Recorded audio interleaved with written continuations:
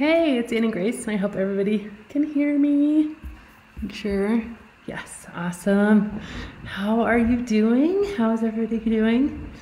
I have a question that just came in a few minutes ago, and it says, "Hi, Annie. I've noticed that after about 5 days of being alcohol-free, my spirits are lifted and I feel more alive and more happy. My counterproductive response to that is I feel strong and victorious, and I want to have a fun night celebrating with my new state of mind, which is that I don't feel controlled by alcohol. Afterwards, I return to daily drinking, usually for 2 weeks or so, until I'm back to feeling lifeless, purposeless, sad, and tired. It's a common pattern. Is this common for anyone else? Any suggestions on a strategy for getting through that period?" Great question. So what you're describing is common, and it is this, our ability to kind of rationalize, well, if I could have given it up and I'm feeling so great, then it must not have been so bad. And by the way, one of the main mechanisms that is happening here is that we have some very clear thought patterns. And by the way, thought patterns actually replicate themselves inside the brain as patterns in brain matter. So physical structure of the brain can be created with repetitive thought patterns. So one of your most repetitive thought patterns that you have is, if I feel good, I want to drink. If it is a celebration, I need a drink. If I'm proud of myself, I need to drink. And so that is the thing that I would say you need to do the most amount of work on in terms of changing and grasping at new beliefs that will help you get through those first few days when you're really starting to feel good. So very specifically in the question, you say about 5 days of being alcohol free, your spirits are lifted, you feel more alive and more happy. And since you feel strong and victorious, you want to have a fun night celebrating your new state of mind, which is that you don't feel controlled by alcohol. So then you go out, you celebrate, you drink. The irony here, which I'm sure you're completely aware of, is that the feeling of not being controlled by alcohol and drinking is actually being completely controlled by alcohol. It's just a different mechanism in the brain. So whereas you said in your question, usually you decide to take a break and stop drinking when you're feeling lifeless, purposeless, and sad, your brain could say, oh, these things are being controlled by alcohol. But feeling like I need a drink because I feel great, your brain isn't saying that's also being controlled by alcohol, but it is. It's two sides of the same coin. So the two main reasons people give for drinking, main reasons above any other reasons, if you had to distill them down to two reasons, it's to de-stress and to have fun. And of course, both of those reasons, when you get under the skin of it, they feel true in the moment, usually the first 20 minutes after a drink, but then the opposite becomes true. And so and then drinking, of course, does what drinking does, and it makes us want more of the drink, and that's very specifically patterns in the brain that are really tied into survival, the dopamine mechanism, the pleasure circuit, stuff like that, that says, okay, we need this thing, and we need this thing, by the way, to survive, and so those cravings become very, very intense. So you break that cycle, then you're feeling free, you're feeling open, you're feeling great, and you say, well, I should reward myself with a drink. What I would do very tactically is when you feel that, I would really journal about what are the beliefs that are leading you to think this time will be any different than any other time. What are the beliefs that are leading you to think there is something truly good in celebrating these 5 days with a drink? And what do you fear of missing out on if you don't give in to this urge to celebrate with a drink? So I'd really journal that. I'd put down all your thoughts. I'd get them all out on paper, and I'd look through them and be like, okay, this is what's happening in my brain right before I want this drink, right? And then with that, you can start to do things like take those thoughts and find beliefs that actually serve you. And by beliefs that serve you, I mean, how does that belief make you feel, and how does it make you behave? And if it makes you feel in a way that you want to feel, then chances are you'll behave in a way that you want to behave. We overlook this so frequently, but our number one really lever in terms of changing our behavior is our emotion. We often think that behavior needs to change by going against our desires and going against our emotion. And if we can just go against it long enough, if we can just have enough willpower, then eventually our desires will change. It doesn't work that way at all. You can actually go into, by changing your thoughts, change your desires, change your emotion to begin with. And so when you really get into that, but you have to get into the very specific thoughts that you're having in that instance when you're like, okay, it's been 5 days, I'm feeling so great, I want to celebrate this state of mind. And then once you get those thoughts on paper, you need to go through the process of really deciding, are they true? Are they internally true? Like, did it work? It doesn't work because you've been in that cycle before, over and over and over. Are they externally true? Is that drink actually going to bring you what you're looking for? And what are you actually looking for? You're probably looking for a feeling of gratification and celebration. And so, another strategy you might employ is to look at this and say, okay, I know that 5-day itch is going to happen.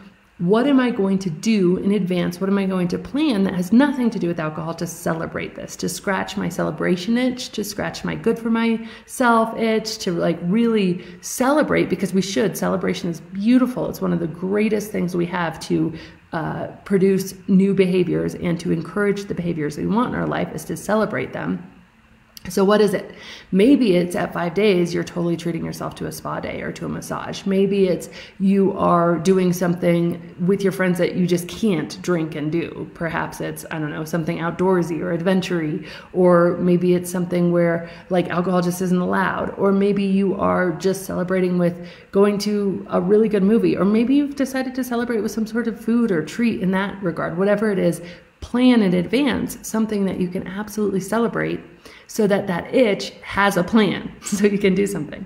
The other strategy I would employ, if we go back to the 2 main reasons that we drink again, something stressful comes up, we have these deep ingrained patterns, beliefs that alcohol relieves stress, something celebratory or positive comes up, we feel good, and we have these deep ingrained beliefs that alcohol will make this more fun, make it feel better, make it more celebration, and we fall very easily, very unconsciously, just autopilot into one of these 2 things. So you're going along, you've had a few days alcohol-free, something super stressful happens, and boom, all of a sudden you're 2 beers in. What happened? I don't know. Or you're going along, you're feeling great, it's 5 days, oh, I deserve this, boom, all of a sudden, you've had a bingey night that kicks off 2 weeks of drinking. So one of the tactics that I teach is to give yourself space between the craving and the action. And it's to make this just definitive, no holds barred promise to yourself that, yeah, you could drink again, but you're always going to give yourself 24 hours and you're going to think it through. And so if it's so that way you're never mindlessly slipping into either of those 2 scenarios, you're always saying, okay, oh, I feel so good. It's such a great thing. I'm totally back in control. I really nailed it this time. We should go out and I should just prove it to myself with a few drinks. This time is different. And you say, you know what? I promised myself 24 hours. And so I'm going to do something different tonight. I'm going to do something distracting tonight. I'm going to take my mind out of it. Maybe I'm going to go ride a roller coaster, or go to a virtual reality, whatever you're going to do, something different.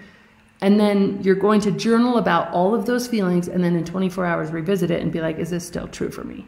Because often what we think is yeah, we really want to celebrate and this is a good thing. It is just the craving in the moment.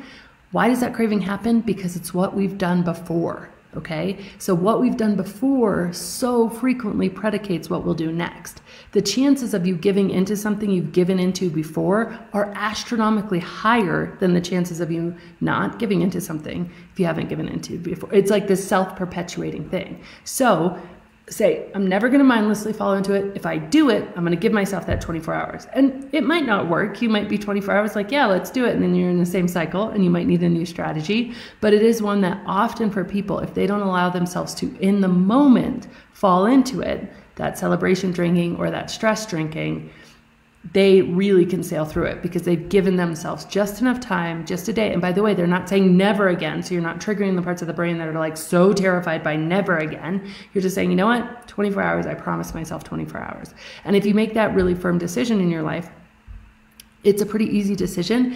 And then it takes away all the in the moment decisions. And that's one of the most intense things about the brain is we have this very real feature. It's called decision-making fatigue, where if we're making all these in-the-moment decisions, so perhaps for the first 5 days, you've been making daily decisions of okay, day 1, I don't think I'm going to drink tonight. Okay, that's great. Okay, day 2, am I going to? I don't know. I don't think so. Not today. You get through it with all these little in the moment decisions to not drink, right? And so day 1, you might have made 10 decisions not to drink. And day 2, you might have made 25 decisions not to drink. Then by day 5, you're like, your brain is literally tired of making the same decision not to drink over and over and over.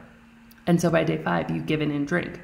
But if you prolong that decision and say, you know what, no matter what, I'm not going to do it now, I'm going to give it 24 hours, that can really help. Another tactic, and the last one I'll share with you, is make yourself a very firm commitment, again, maximizing on that decision-making fatigue mechanism for a length of time to be alcohol-free that's longer than 5 days. And the truth is that 5 days, you've not really given your brain and body a chance to rebalance, to revitalize, to start to feel really good. So you're kind of in the worst of it. You're in the worst of it cycle, because 5 days is like you're just barely starting to feel good. You're pulling out of all the hardest days, and then boom, you're in it again. But if you go 2 weeks, this is a different story, because then you have days 5 through 14 where you're actually feeling good, and you've started to really repattern. Oh, I had to do different things in 2 weeks than just making it 5 days. I had to see different people. I had to experience more weekends. I had to experience more Thursday nights, whatever the case is. And you're getting to a place where you're actually giving yourself more time and space. And if you combine that with the no matter what 24 hours, you really get to a good place. So I would make yourself a really firm decision, again, to avoid the maybe 150 decisions you've made not to drink in every single moment of those first 5 days. No way, one decision, no matter what. I know I can make it 5 days. I'm making it 7 days. No matter what, I'm doing 7 days, or maybe it's 14 days, whatever the case is, a very, you know you can win goal, you know you can win, firm decision. So then you haven't made daily decisions not to drink for those first 5 days, because you're not even considering it until day 14. And yeah, day 14, maybe you're going to consider it, but then you're going to consider it and wait 24 hours whenever you're tempted. So you're never giving in to the in-the-moment cravings. So anyway, great question. I really hope that helps. And if you are really wondering about like moderation in general and some more of the science behind moderation, I highly encourage, we wrote this amazing ebook. It's at canimoderate.com. It's totally free. Download it. Dive into it. It's phenomenal. It will give you some more of the science about really thinking this through, because drinking every 5 days really is trying to moderate at some level. And again, that's at canimoderate.com. And it's just so, so useful and helpful. So awesome. I hope everyone has a great day.